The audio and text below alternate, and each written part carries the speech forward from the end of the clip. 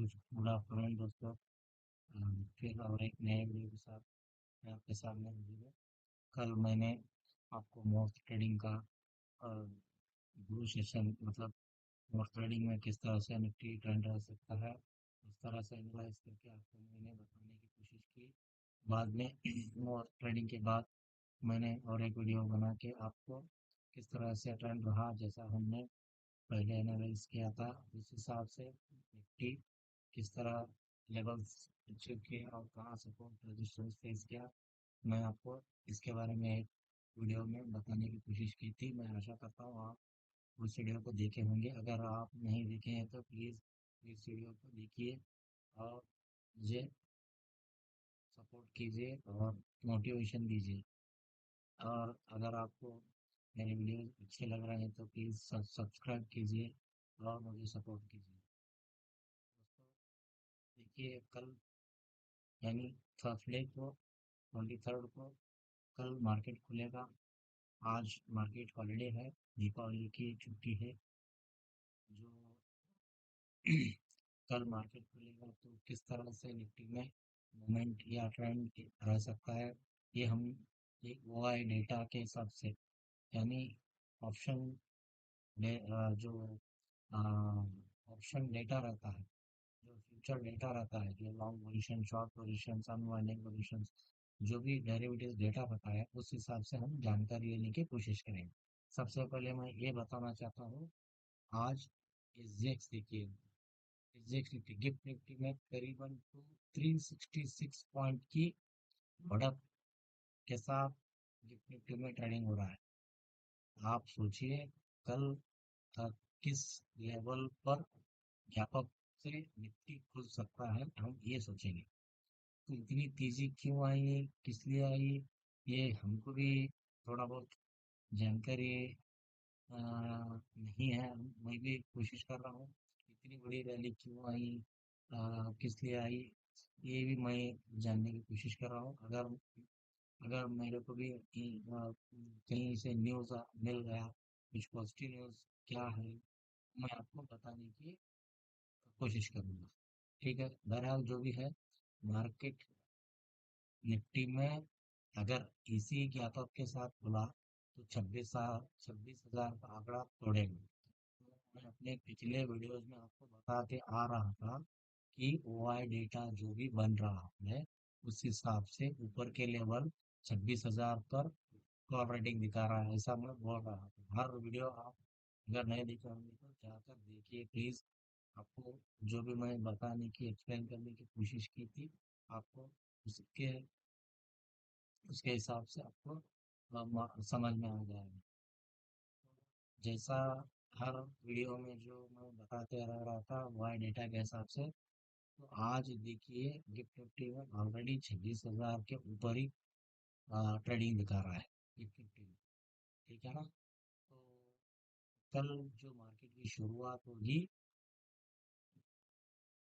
तब हम लोगों को इस हिसाब से हम लोग ट्रेंड और लेवल्स पहचानने की कोशिश करेंगे।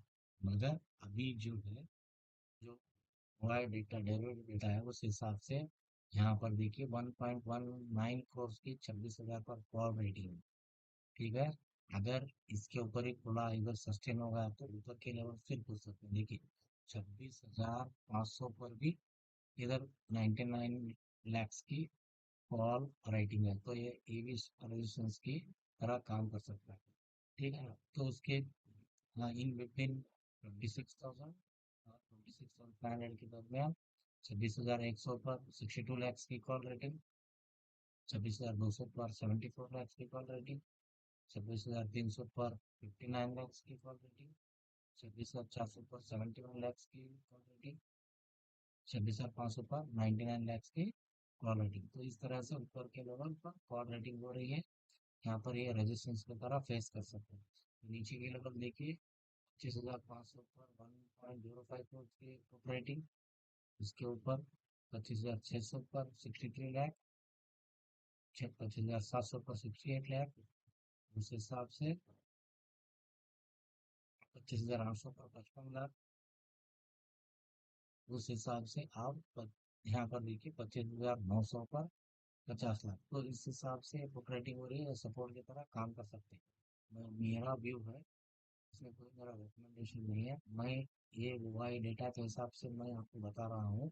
और गिफ्ट निफ्टी ऑलरेडी 360 पॉइंट की बढ़त दिखा रहा है, तो अगर गैप अप के साथ खुला तो उस हिसाब से लेवल्स कैसे रह सकते हैं, कहाँ पर राइटिंग हो रही है at the end of the day, मैं वो आपको इस वीडियो के जरिए, चार्ट के जरिए आपको मैं बताने की कोशिश कर रहा हूँ फ्रेंड्स।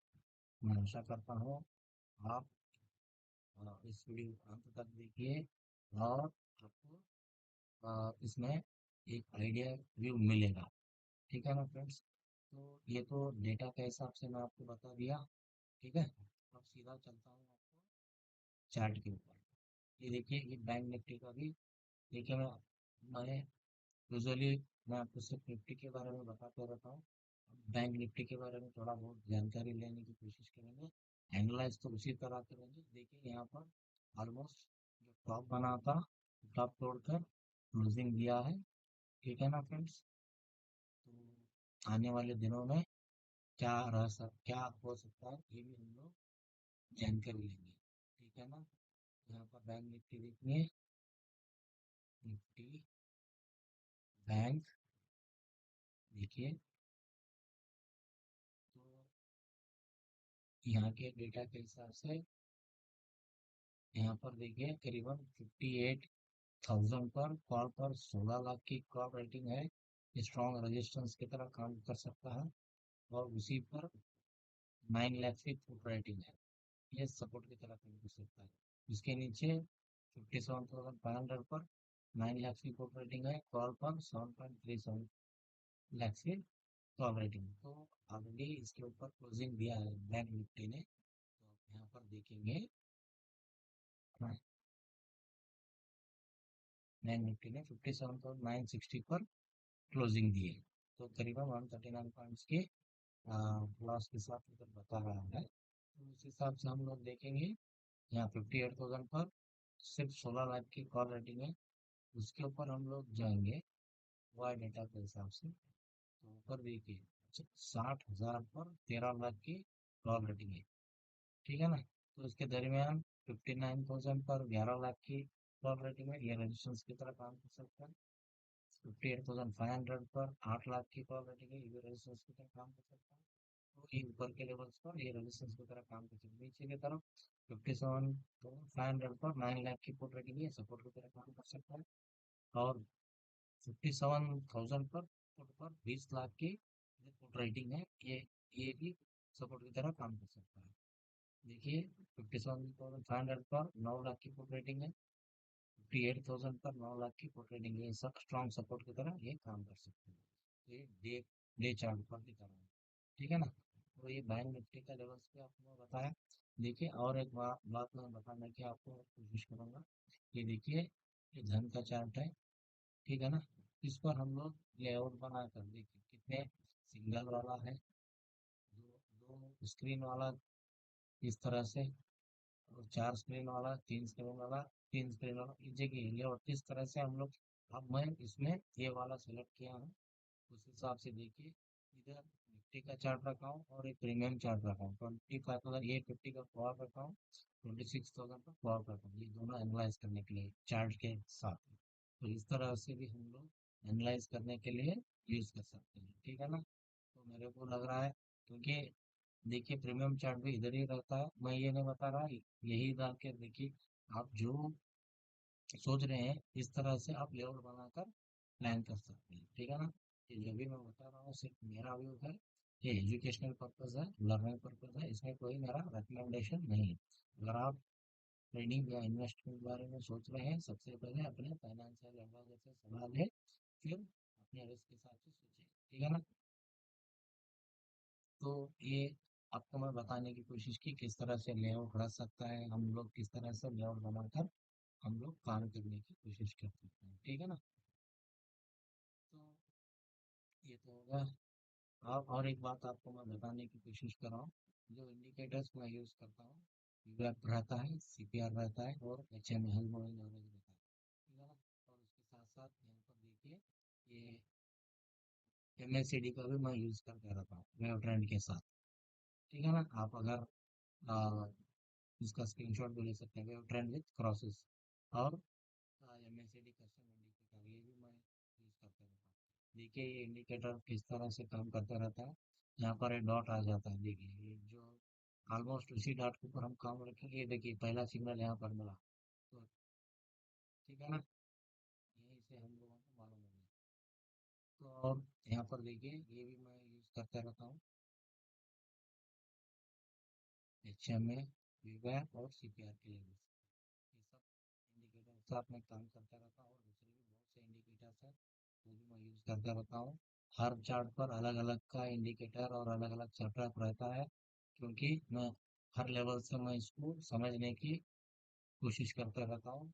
इस तरह भी देखिए मल्टी मल्टी यहाँ पर चार्ट्स खोलकर हम लोग एनालाइज करने की कोशिश कर सकते हैं। इससे हम लोग ट्रैप होने से बच सकते हैं, ठीक है ना। तो यहाँ पर देखिए कल किस तारीख थी, उस हिसाब से अप्रैल ने 96 करोड़ की बाइंग की, डीआईएस ने 607 करोड़ की सेलिंग की, ठीक है ना। तो इसको मैं अपडेट करूंगा। देखिए 371 पॉइंट्स की गिफ्ट निफ्टी में बढ़त है, तो ऑलमोस्ट गैप अप खुलने की बहुत संभावना है। देखेंगे कल जब मार्केट खुलेगा तभी हमको पता चलेगा। तो मैं वाई डेटा के हिसाब से आपको बैंक निफ्टी निफ्टी दोनों में किस तरह से राइटिंग हो रही है, रेजिस्टेंस की तरह काम कर सकते हैं, किस तरह से सपोर्ट की तरह काम कर सकते हैं, ये मैं आपको बताने की कोशिश की, ठीक है ना। और जो प्रीमियम चार्ट्स रहते हैं वो किस तरह से हम लोग यूज़ करके काम करने की कोशिश कर सकते हैं, वो मैं आपको बताने की कोशिश की, ठीक है ना। मैं आशा करता हूँ आपको समझ में आ गया। अगर आपको वीडियो अच्छे लग रहे हैं तो प्लीज़ सब्सक्राइब कीजिए और मेरे को सपोर्ट कीजिए, ठीक है ना फ्रेंड्स। तो इस वीडियो में जो भी बताया मैं लर्निंग पर्पज था, एजुकेशन पर्पज था, कोई मेरा इसमें रिकमेंडेशन नहीं है। अगर आप इन्वेस्टमेंट या ट्रेडिंग के बारे में सोच रहे हैं, सबसे पहले अपने फाइनेंशियल एडवाइजर से सलाह लें, फिर अपने रिस्क के हिसाब से आप काम कर सकते हैं, ठीक है ना फ्रेंड्स। इस वीडियो में इतना ही बस। फिर मैं और एक वीडियो के साथ आपके सामने हाजिर होने की कोशिश करूँगा। तब तक के लिए बाय।